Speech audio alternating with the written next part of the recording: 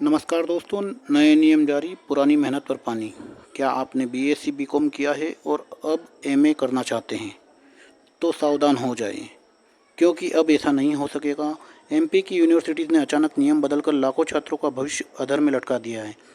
आज हम इसी मुद्दे पर करेंगे बड़ा खुलासा और पूछेंगे सरकार से, क्या ऐसे ही चलेगा एजुकेशन सिस्टम।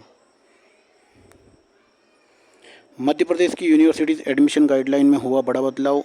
अब जिस विषय में आपने ग्रेजुएशन यूजी किया है, वही विषय आप पोस्ट ग्रेजुएशन पीजी में भी लेना होगा।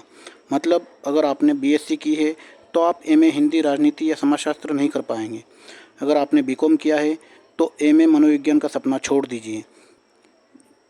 ये नया नियम उन हज़ारों युवाओं के लिए झटका है जो अपने इंटरेस्ट के हिसाब से आगे की पढ़ाई करना चाहते थे, और इसका असर सीधा एमपीटेट वर्ग एक पात्रता परीक्षा और चयन परीक्षा पर भी पड़ेगा।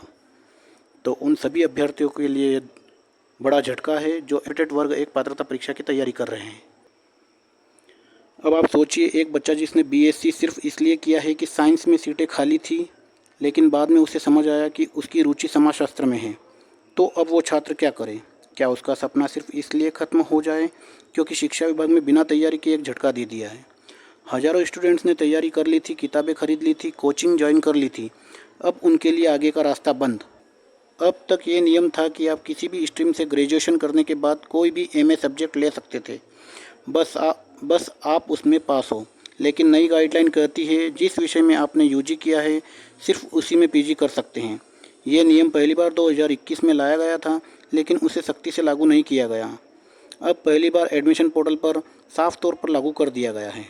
शिक्षा विशेषज्ञ भी इस नियम पर सवाल उठा रहे हैं। उनका कहना है कि ये नियम बदलना ही पड़ेगा, नहीं तो देश का भविष्य अंधेरे में चला जाएगा। कई टॉप यूनिवर्सिटीज़ प्रोफेसर कह रहे हैं कि छात्रों की रुचि और कैरियर ग्रोथ पर यह निर्णय भारी पड़ेगा। नई नेशनल एजुकेशन पॉलिसी भी लचीलापन देती है। फिर एमपी में यह ज़बरदस्ती क्यों? सरकार से सवाल और छात्र आंदोलन की चेतावनी कर रहे हैं। अब सवाल ये उठता है, क्या शिक्षा विभाग ने ये नियम बनाते वक्त छात्रों से बात की? क्या सरकार जानती है कि इससे कितने युवाओं का करियर बर्बाद होगा? क्या ये नियम वापस लिए जाएंगे?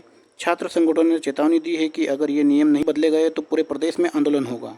यूनिवर्सिटीज़ में रजिस्ट्रेशन शुरू हो चुके हैं। 5 जून से ऑनलाइन पोर्टल खुलेगा, लेकिन छात्र असमंजस में हैं। रजिस्ट्रेशन करें या पहले नियम को चुनौती दें?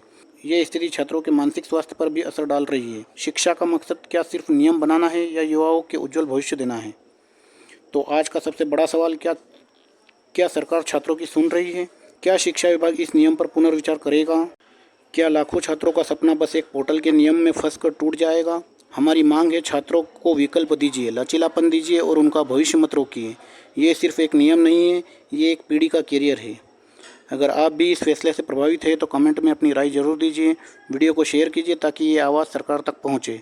एमपीटेट वर्ग 1 की तैयारी कर रहे उम्मीदवारों के लिए यह मुद्दा बेहद ज़रूरी है, क्योंकि जो छात्र अब आगे पढ़ ही नहीं पाएंगे वो शिक्षक कैसे बनेंगे? ये मुद्दा उन अभ्यर्थियों के लिए बहुत गलत है जो एमपीटेट वर्ग एक पात्रता परीक्षा की तैयारी कर रहे हैं। जी हाँ साथियों, उन सभी अभ्यर्थियों को बहुत बड़ा नुकसान हो सकता है। उन सभी अभ्यर्थियों को आगे आना चाहिए जो इस नियम में फंस रहे हैं। मेरा वीडियो बनाने का बस यही कारण था कि उन सभी की आवाज़ सरकार तक पहुँचे, और जो भी अभ्यर्थी वर्ग 1 पात्रता परीक्षा की तैयारी कर रहे हैं और इस नियम के दायरे में फंस रहे हैं, वे कमेंट में ज़रूर बताएं। वर्ग 1 पात्रता परीक्षा में नहीं बैठ पाएंगे। धन्यवाद साथियों, मिलते हैं नई अपडेट के साथ। जय हिंद।